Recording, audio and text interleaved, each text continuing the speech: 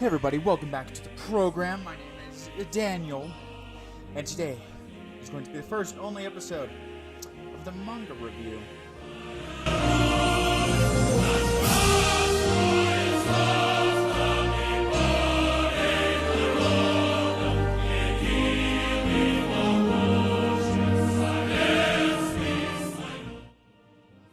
Please excuse the audio issues. This mic seems to be acting up today.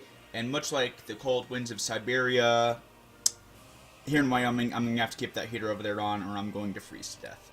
The manga we will be reviewing today, if you haven't already seen from the overly drawn-out title card, is The Communist Manifesto by Karl Marx and Fredrich Engels.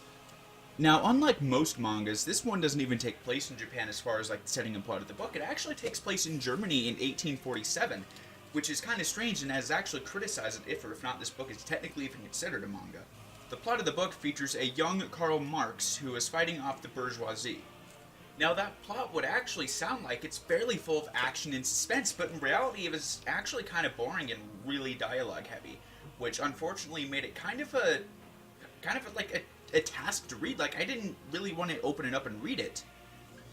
And also, whenever you actually do start reading it and you get into it and you get into the thought process and everything, even though you didn't really want to pick it up, you don't want to put it down either. Even though the copy of the book I have is entirely in English, they still do leave some snippets and pictures in their native, I think that's Japanese. For instance, you can see like this picture right here is an original illustration that they went ahead and they kept in its native Japanese. If you couldn't see it that well, it reads, Operai, votate per il Partito Comunista. Il Partito Comunista viole la libertà degli operai. If that's not Japanese, I don't know what is. Honestly, I think having the little snippets like that are still in Japanese is kind of a nice touch. I mean, they're not built enough into the story to where if you miss what it says, you miss the story. But it's just kind of a nice visual and throwback to the native version of the book, I suppose. Now, this is a very short manga. Whenever I say short, I mean it is 72 pages. It is Karl Marx's first real manga that he wrote. So, he kind of just, I guess, started short. I'm not sure if the sequel to this, Das Kapital, is any longer or not. My specific copy of the book, just to make it thicker, they added just like this much book worth of extras at the end there. So, it's quite a short manga. Now, at this point, we can't really go much further into this review without having some spoilers, so official spoiler alert, I'll give you a few seconds to shut off the video before I ruin the entire story for you. And trust me, it's a story you don't want to miss. Go read it if you haven't already.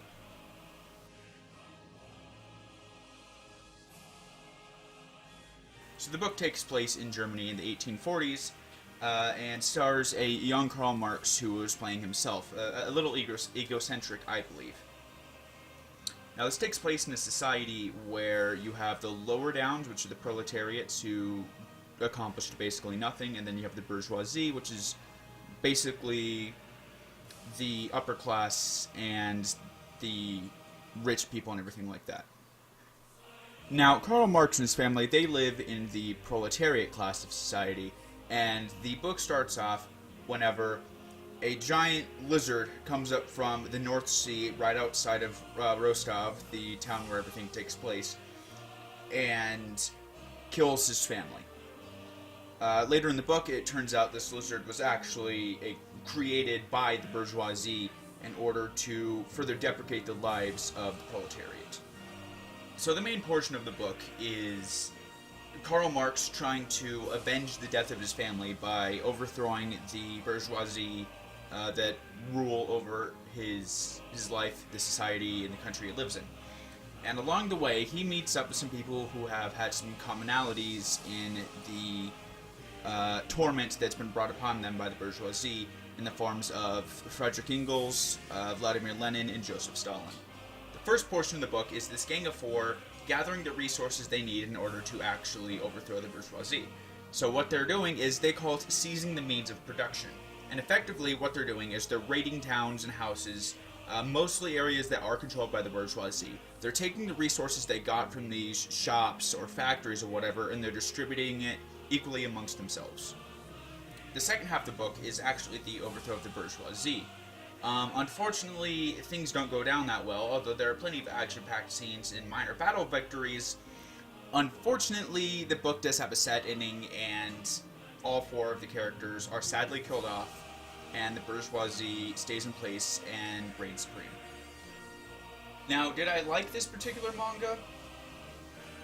I mean, it was alright. I've read better, don't get me wrong.